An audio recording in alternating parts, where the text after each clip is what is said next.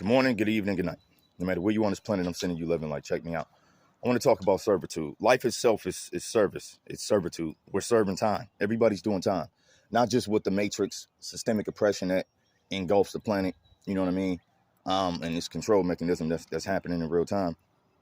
We serve masters on a daily basis, bro. Again, it's not just in your relationships. Um, it's not just in your job, right? Uncle Sam paying taxes on time. Um, it's you serve yourself because it's two wolves in each of us. So which master is going to win, which wolf wins, is the one you truly do feed the most. I'm sorry about the lighting, but today is not about what I look like, it's about the word. So hear me out. You don't want to be a slave to your ego. Very quickly you will find that the ego can creep not just in you from a negative perspective. The ego can be divine, but it can also run you ragged without control. So the ego can creep in from the negative and the positive. Anything that you do in life, bro, the ego potentially can infect you. And this ego is your master. Now, you got to learn how to do a dance with the ego. And the reason I say it's your master is because you can't really get rid of it. What you can do is control it. You can understand it. You can get to know yourself. In order to really know thine own self and to govern thine own universe, you have to actually walk and live in truth. And not with the general public in the world, but, you know, it pays to be honest in the world because you want to keep practicing good habits, right? You don't want to slip in between illumination and degradation. You know what I'm saying? So stay one way. But even if you're not one way, be completely honest with yourself. Okay? It's through that you can pinpoint your own ego. You can spot this mug because it's elusive. It will evade you and you will not even realize that you're making decisions out of your ego. So I want people who are doing anything that they do with love to really reevaluate why you're doing it. For example, with fitness. If you're a fitness guy or girl, a lot of our compulsion, for anybody on social media, dopamine. Like, comment, subscribe, the potential for business, FU money, branding, all of that, right? Collaborations, all of it. You might start off doing it out of love, right? It might have changed you. You might have got bullied, might have bad breakup, could have helped you with your depression, could have been obese, could have been close to death. Whatever your point is, there's usually an origin point that lies outside of ego. And very soon after you start a thing that you love, you will see the ego starting to creep in. You will see it start to creep in. And when it comes to the like, comment, subscription in regards to fitness, the ego drive, you want to be bigger, better, stronger, faster, leaner. You always want the best lighting. You want to be your top self, even if it's not really your top self, even if you're not really happy. You could be, or healthy. You could be depressed and taking all types of drugs to try to keep up this image, and it's really killing you, but you project positivity. This is the toxic positivity, bro. This is the ego drive. It's compelling you to destroy yourself for this illusion of grandeur, for this illusion of people having gratitude for what you do, finding motivation and inspiration. Yes, it might be true, but at the same time, that cannot be more important than your own life, than your own health and happiness. And a lot of the times, the ego will override ourselves. It will override natural.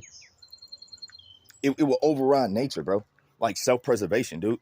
Anytime you're committing to shit that's destroying you, even if it's just mentally and emotionally, like this, you have to know that this is counterintuitive to self-preservation, and it's not a good thing, and it's probably derived from the ego and some type of lacking within yourself that you're trying to feel with this dopamine, with these endorphins, bro. Like, more often than not, what I discovered as well, it's not just the ego will creep into the things that you hate and love. Not only can the ego be divine and negative, but I found that when you commit to decisions out of the ego, even after you accomplish a goal, your desires are going to still be burning for you to do more. And not only that, you're not going to be happy. As opposed to doing something out of love and then accomplishing a goal, and then you feeling that gratitude out of that love. Like, there's no ego at all. It's just complete humility. Like, you might be surprised you accomplished this goal. Like, you know what I'm saying? I've been there. I've been on both sides. We all have. You know what I mean? And again, it's about pinpointing your ego. Why are you doing the thing?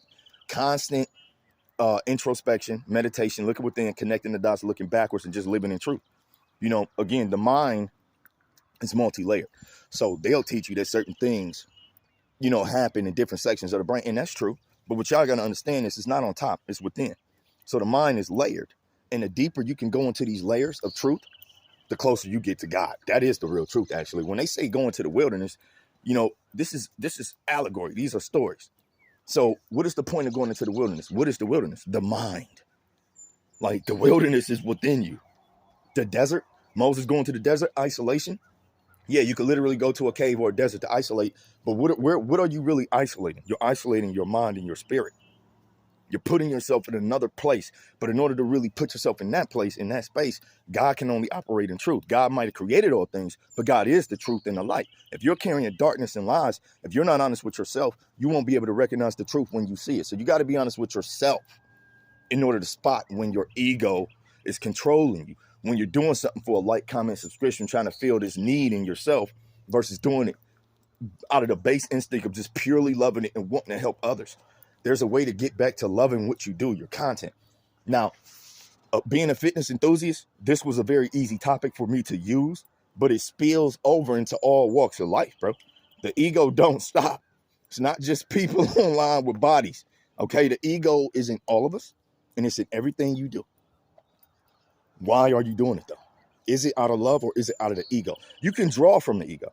You can use divine egoic energy, right? As long as you ain't stepping on people and losing focus and hurting others, you can use that for drive, for energy, to pull you out of depression, to pull you out of anxiety, to pull you out of poverty, to pull you out your struggle, to pull you out this toxic relationship, this toxic mentality. Your ego, you're better than that. I am better than that. I am God's son. I am God's daughter. You can use that.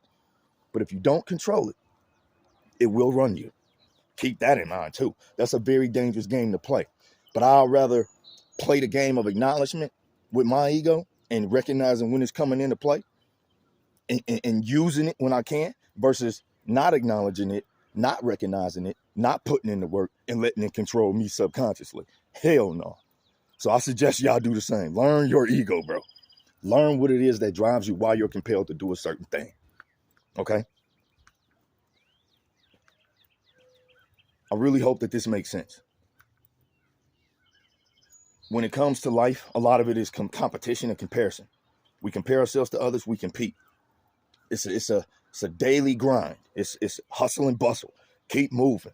I mean, in the workplace, online, celebrities, in the community, everybody want to be top dog because of these catchphrases. Star player, dog eat dog. You know what I'm saying? All of this shit. It fuels your ego when you buy into these things. And the reason that the ego is so bad is not just because of the negative things that it can empower within you and in your life. It's because it isolates you from God and people. The ego is the I, me. The ego is the mythical devil, bro. It's Lucifer. That's what Lucifer wanted his own kingdom. I want my own kingdom above the what? You come from me. We are the same thing. Why are you trying to outshine me, bro? You see what I'm saying? The ego is that I. And you got to figure out your why behind your eyes. You got to figure out the why behind the I. Why am I doing this? Do you understand? The ego is elusive. Be real with yourself. I swear to God, if you can put yourself in an isolated state, go into the garage. I'll sit in the garage in nature, by water, in a car. I'll go into a cave if one was close by. I will isolate myself from all energy, all people's opinions, thoughts, and emotions. I don't care. I get to myself. I quiet my mind, I observe my thoughts, and I live in my truth. And through doing it, I get conscious revelation, dog. And it's painful. You know what they don't tell you about living your truth, being honest with yourself? It hurts. And that's why a lot of people don't take the time to put in that shadow work. I'm trying to help somebody. I got to get ready to speed to work. But I want to leave out with my mantra. Good morning, good evening, good night. No matter where you are on this planet, I'm sending you love and light. Oh, you know what? Before I go, I was going to post a fitness video update, a physique update, not a fitness video. But when I was in the mirror yesterday at Planet Fitness, my abs was cramping, dude. As y'all know, I'm super lean. I might not be drinking enough water, probably not. So yeah, I was cramping up yesterday, but today I'm going to the gym. I'm gonna probably hit legs and abs, most likely. And yeah, I'm gonna post up, but I ain't gonna be posting my legs. I'm still building them up, you know what I mean? I'm proportionate But honestly, I'm one of those guys who be skipping leg day sometimes, so I got some work to do with these legs. But they not scrawny though. I'm proportioned for sure. But I want them to be tree trunks before you know what I mean? I probably never present my legs on social media. I'm a little insecure there. But whatever the case though, I'm gonna be posting, you know what I mean, the leanest. I know I suck at posing, but I'm not really. I'm gonna get back on my posing. I'm gonna get back on my posing. I've been practicing. I know I suck at it, but I'm gonna get better because I want to actually show off my physique and show off this human anatomy body. You know what I'm saying? Like I want to get lean, and I am. Um, I want to just be like a chart. I want y'all to see like, oh damn, he's really living what he's talking about. He's really putting in the work. We might not see his fitness videos, but we know this guy's training. You don't wake up like that. Like I want to be apparent. I want to be painfully apparent. So I'm gonna keep posting the updates. Sorry, I didn't post a fitness update, physique update yesterday. But again, I was cramping up really bad, dude. Like when I went to do the front pose, my abs started Charlie horsing. I had to hit myself, hinge myself to kind of stretch the muscle out. It was just painful. But anyway, I want y'all to have a good day. I'm sending everybody love and light, and I'm gone.